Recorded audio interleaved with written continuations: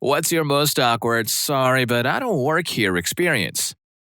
Many moons ago, I was finishing out the final build out of a restaurant, which I eventually became GM and executive sous of. It was set to open a week prior, but due to the county dragging on permits, final inspections, etc., it was delayed by almost a full month.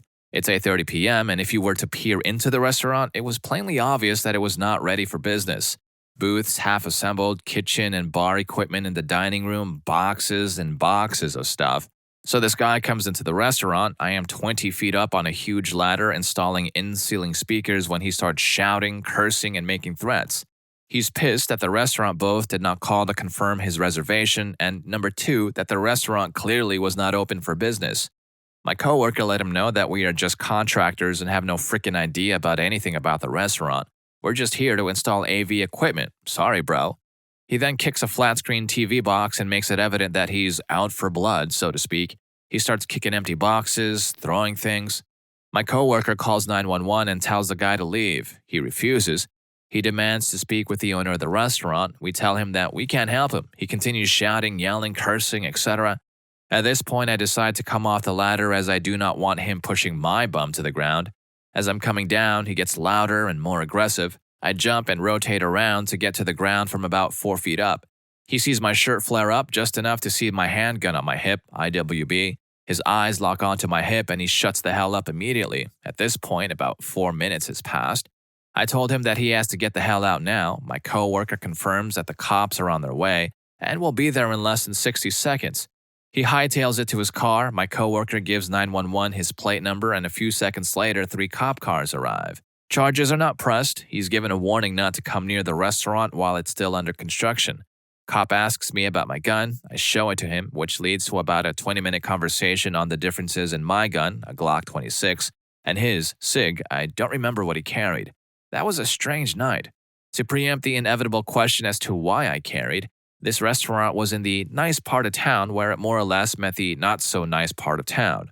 I am in an empty building with one other guy with easy-to-move box kitchen equipment valued at like $80,000 plus, with another $40,000 in spooled copper wiring, flat-screen TVs, speakers, etc. I do not give a crap about the stuff. I do care about my life and someone being stupid. My coworker carried as well. Yes, because it's better to have it, not need it, than need it and not have it. Story 2. This happened about 10 years ago. It was a few days after Christmas, and I'd been sent out to repair some equipment at a Kmart store. The job went well, and I'd already loaded my truck and cleaned up. All I had left to do was get a manager's signature on my paperwork. I stopped at the customer service desk and asked for him to be paged, then waited for him to show up. I was still standing there with my clipboard, not really paying attention to much of anything, when this old lady walked in the door, noticed my uniform, and started heading my way. I should backtrack here and mention a couple of things. The first being that my employer had changed our uniforms about 6 months earlier to a design that made me look like an assistant manager at every single store I set foot in. People were always stopping me, asking me where things were or something similar. I even had people stop me at a fast food chain on my lunch break to complain about something or other. I wasn't really annoyed by it. Most of the time, I thought it was funny. The second thing I need to mention is while you can't judge a book by its cover, you can sometimes tell a lot about a person by their face. The old lady in this story was no exception. Her face looked like the last mile that had graced it had been sometime during the Eisenhower administration. I started to tell her that I didn't work there. I got as far as, "I'm sorry, ma'am," before she barked at me to "Shut up, Sonny, and listen to me for a minute." That is a direct quote. To this day, I'm not sure if I shut up because I was shocked at her rudeness, or just because my brain was trying to work out whether or not I had actually heard someone use the term "Sonny" in actual conversation. She took advantage of my stunned silence to launch into a diatribe about her experience the last time she shopped there. Something about coupons and how her stuff was bagged, etc., etc., etc. When she paused for a moment to take a breath, I tried to tell her again that I didn't work there. "Ma'am, I can't," she interrupted me by screaming, "I said shut up," then launched into her diatribe again. Now, I tend to avoid confrontations, but I can usually hold my own. This old bat had just dragged me into uncharted territory, though. Nothing in my life up to that point has prepared me to deal with a screaming elderly woman half my size.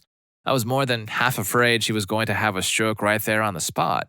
I let her run down a bit and tried again, a bit louder. Ma'am, I don't work. She then tries to clamp her bony hand over my mouth.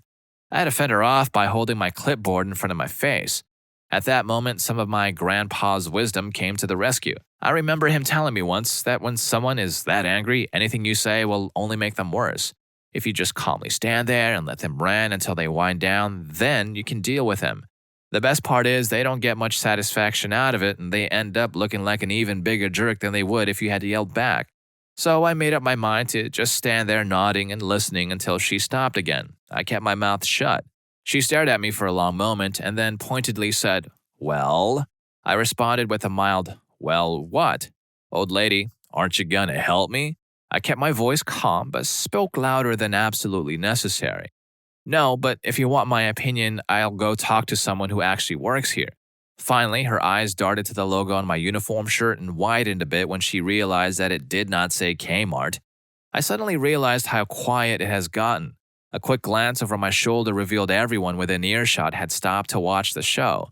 With all the screaming on her part that included pretty much everyone in the front half of a store that was already busy with people making returns and people buying whole cart loads of Christmas clearance items, someone snorted, another made a choking noise, and then the laughter started.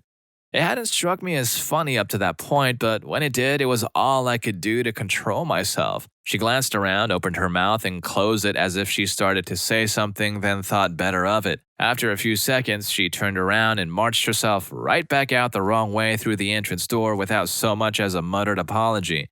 "Thanks for the advice, Grandpa. You were a far wiser man than I ever realized." Story 3. A couple of weeks ago, I was at my local PetSmart chatting with the one guy there who really knows his stuff. I have a good deal of experience with aquariums, but I like to run my ideas by other people before I try them out. We are talking, but a customer comes up, so he breaks off to assist them. As I'm standing there looking at the fish, an old woman walks up to me and asks me about what kind of bowl and food she should get for the goldfish her grandson brought home from the fair. I start to tell her I don't work there, but as I glance around, the guy I was talking to and the other employee were still busy, so it kind of went like this. I don't really. The thing is, goldfish actually need a fairly large aquarium, so you should either get at least a 30-gallon setup with this filter and such, or if you don't want to invest that much, I'm sure the store would be more than happy to take it off your hands. And if you'd like a more manageable fish, I would recommend a better blah blah blah blah blah. Now, here are some good setups for them, yada yada yada yada. I finished helping the old woman and immediately another customer. At this point, I noticed there is a mini rush as it is around 5-ish and people are stopping by after work. Comes up to me and asks a question about what fish would work well in her son's guppy tank. At this point, I'm pretty much committed and I decide to help her too. Eventually, after about 25 minutes and several more customers, the crowd thins out and I go back to my conversation with the employee. I ended up helping PetSmart sell several fish in one aquarium that day. Story 4. I was at Target right after work. I had on a red polo and khakis and I had my company name embroidered on it that starts with a T. I was doing some networking stuff, so I wasn't wearing my normal dress clothes. I forgot what I was buying, but I had my cart full and my purse over my shoulder. A woman asked me where the laundry detergent was. I'm used to this, so I just told her that I think it is down a few aisles. This woman lost her ever-loving mind on me on saying that I was a horrible employee. I should know where everything is in my store. I'll never be paid above minimum wage because I'm so dumb. She wanted my name, my supervisor's name, and the number to corporate. It was after her rant that I politely informed her, "Ma'am, I don't work here. I was just telling you where I saw it while shopping for my own stuff." She didn't believe me and went to find a manager. I went to the checkout. I guess she found a manager and brought him to where I was checking out, started demanding that he reprimand me. He then informed her that I didn't in fact work there. She was flabbergasted and just walked away. No apology, no nothing. The manager, however, did apologize to me. I told him, no problem, not his fault. You can't fix stupid. And all that time she spent ranting at this person, tracking down the manager, tracking her down again, looking like a moron. She could have found the detergent and left and moved on with her life. And since you're already halfway through the video, please don't forget to hit that like button and subscribe to my channel. It really does help me out. Let's go ahead and get back to the stories. Story 5. Made the mistake of wearing an orange t-shirt to Home Depot. I was approached 4 or 5 times walking back to the lumber section. The funny thing is the expression of confusion and denial on people's faces. I would say, "Oh, I don't work here, just wore the wrong shirt today," and they would stare at me perplexed, wondering if I was messing with them. Another one, I was at a local thrift store, looking at old typewriters with my sister. They were very, very cheap, and she's a writer, so I was buying her one. There was a fellow there who heard me ask out loud a question about how it works. He was a nice old guy who came over and showed me the inner workings of the unit for a solid 50 to 60 minutes. He was very passionate about typewriters and had expert level knowledge. After an hour of showing me everything you could imagine with a typewriter and how they work, I asked a question about price. He responds with, "Well, I don't know that because I don't work here. I just like typewriters." Lastly, I was in the Grand Bazaar in Istanbul, a very busy store. I asked the shop owner something and he just said, "Give me a plastic bag," which I did. I understand Turkish. Then I helped him for a couple of minutes, putting things in bags. I was just trying to help since he was really stressed. He apologized so many times when he realized I was at one of his employees and gave me a discount. Story 6. I used to work in a bar that was about a 5-minute walk from Tesco, a grocery store. Every Saturday afternoon, the bar would hit a lull between 4 and 5, so I'd get sent to Tesco to pick up fruit, mint, and juice for the night. And seemingly, every Saturday, some customer in Tesco would come up to me and mistake me for staff there. My work uniform didn't even look similar to the Tesco uniform. I never understood it. The best case of mistaking me for somebody who worked in Tesco was this. A woman came up to me while I had my hands full of cartons of juice. She started complaining about crappy service and unhelpful staff. I tried telling her that I didn't work there, but she kept cutting me off. Eventually, she demanded to speak to my manager. I responded with, "Oh, you'll have to go to the bar around the corner to speak to the manager. That's where she is." The woman looked shocked for a second, but then said, "Oh well, that explains why this place is run like a poor excuse for a circus. Your manager is off in a bar drinking on the job. I should have guessed it." To which I responded, "No, I work in that bar and was sent here for stock. If you want to speak to my manager, you can go to my workplace and talk to her." She realized immediately the mistake she had made and became much nicer and very apologetic to me. Story 7. One time, my best friend and I were in Walmart digging in the $5 movie bin. We're standing there looking through all these crappy movies, hoping to find a gem when this random lady walks up and asks if we work there. I say, "No, ma'am, I'm sorry, we don't." And we continue digging through the bin. Well, this wasn't good enough for this lady. She stands there and asks something about finding volleyball equipment. I forget exactly what she was looking for specifically. I asked if she looked through the sporting goods, which she was standing right in front of, and she says, "Well, yes, of course, but I didn't see it. I thought you all would know where it would be." At this point, my friend and I are both a little frustrated with the situation. So I tell her that we have no idea where else the volleyball equipment would be in this store. I asked her if she had gone to Dick's Sporting Goods store. This is when all hell broke loose. She raises her voice and starts yelling about how she wasn't going to spend that much money and ranting and raving about the cost difference and this and that. My friend and I just looked at each other and walked away. She just wanted to scare these guys away so she could have the $5 gems all for herself. Suckers. Story 8. A little backstory first. When I was about 11 years old, I went with my family to the Philadelphia Zoo. It was about 80 degrees out, and little me decided to wear a hoodie for some reason. Of course, I get too hot and need to take it off, but I forget to wear a shirt underneath. So my parents bought me a shirt that said Philadelphia Zoo on it. So my family and I are walking around the gift shop right before we are about to leave. Little me is checking out some sweet stuffed animals when a middle-aged woman comes up to me and taps me on the shoulder. "Excuse me," she says, "where can I find sunscreen?" I was kind of confused when she asked me, but I was happy to help since she asked politely. I quickly looked around and saw some non-souvenirs behind the counter. I'm guessing you can find it at the counter over there," I said. Then this woman gave me a look like she wasn't sure if I was intelligent or not. "So you're just guessing?" she says.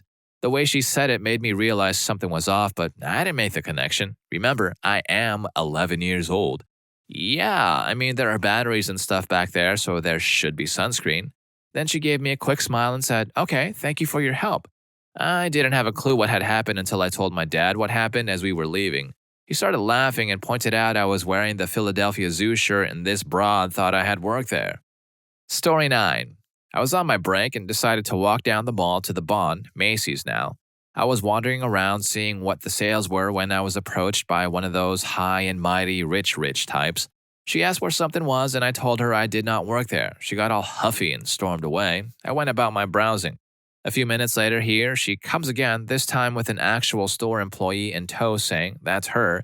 That's the one that won't help me. The employee, actually a department manager, asked me why I was out of my department that I knew better than not to help a customer while approached. She then asked what department I was from. Finally, a chance to speak. I replied, I sell shoes at, where I was promptly interrupted and gave another tongue lashing, all the while this woman is sitting there with a smirk on her face. Manager told me to get to the office and wait for her. I turned on my heel and walked away towards the exit doors instead. She catches up to me and loudly demands to know if I wanted to be fired or if I was going to get to the office. I responded, I'm going to my office. She said there were no offices in that direction and demanded I turn in my name tag and gather my things. I took my name badge off, handed it to them while saying, I don't think my district manager is going to like you firing his top-selling store manager from Kinney's Shoes. She looked down at the name badge and back up to me, white as a sheet. Manager handed my badge back, mumbled an apology, and scurried away with her embarrassment and the woman. There is a lesson in this. Take your name badge off when you are on a break and go out to other stores. Story 10. So I'm trying on a pair of jeans at Hollister and it's a big sale, so it's crowded, smelly, teenage angst mess in the place. I exit the changing room and there's a ton of people waiting and it's not a big changing room, so it's super crowded. Worker is MIA, so I go over to the shelf thing they put the clothes on that you don't want, and it's a mess. The thing was stacked high with clothes. Stuff was falling off onto the floor and everywhere, and I feel bad, so I attempt to tidy a bit, but it's too far gone and not my job, so I just told the jeans, okay, I don't want it, and go to leave the dressing room when a grade A jerk mother appears with her mini-me carrying 10 plus jeans. This woman starts going on and on about how her daughter isn't a 2 or a 4, and why they didn't make a size 3, and how come these jeans are ripped. This woman isn't giving me a chance to breathe, but I clearly know she has mistaken me for an employee. I am a young, tan, somewhat surfery. I just let her keep ranting, not really listening to her waiting to explain myself when she starts picking me apart. She starts saying that they should hire workers who have brains that know how to actually help customers and don't just stand there to look pretty. She finally gives me a chance to speak, but instead of telling her I don't work there, I pretended I was super offended and I said, I quit. Her daughter looked all embarrassed and people were watching and you could tell she looked kind of bad, so she started to apologize and I was just like, no, really, I quit. You can work here and you don't have to worry about looking pretty. And I just walked away. Story 11. I had the opposite. One company, 3 offices in various parts of the country. For a client event, we were bussed out to a countryside retreat so that we could act as hosts. Mostly, we'd be there to set things up, stop them getting drunk, and make sure they didn't run off with the silverware.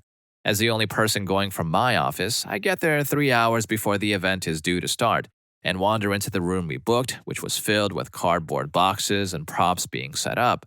I'm wearing my pre-event let's hang some decorations outfit, and of course I ask where they want me to start. Someone comes over to me oozing with enthusiasm but guiding me to the door.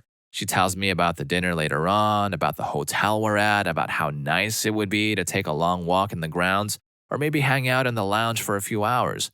I'm a little confused because they seem to be trying to get rid of me and I keep going, but yeah, surely there are loads of work I can help with. It's only 10 minutes later when I'm clearly not leaving. She asks if I've brought a +1. She thinks I'm a stray, early, jogging bottom-clad client. Alright, I hope you guys enjoyed the stories in this video, and if you made it this far, I'm sure you'll also enjoy what's your best sorry wrong number moment. Story 4 was unbelievably crazy. I'll see you in that video, and thank you for watching this one.